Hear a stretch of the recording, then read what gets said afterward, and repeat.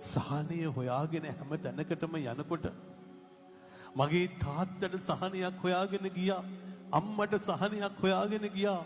මගේ භාර්යාවට ස්වාමි පුරුෂයාට දරුවට සහනයක් හොයාගෙන ගියා. හැබැයි ඒ ඔක්කොටම සහනය ඔබ වහන්සේ තුල පමණයි ඇත්තේ.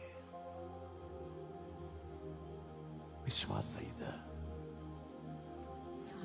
ඔබේ සිතට සහනය දෙවිඳුන් තුල ඇත්තයි කියලා.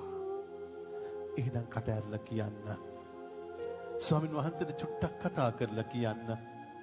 ඔව් ජේසුනේ, මං සහනය හොයාගෙන කොච්චර දේවල් ජීවිතේ කරාද? ගව්ගානක් ඈතට ගියා. කොට්ටේ මාරු කරා. කාමරේ මාරු කරා. උළුහව්ව ගලවලා මාරු කරා.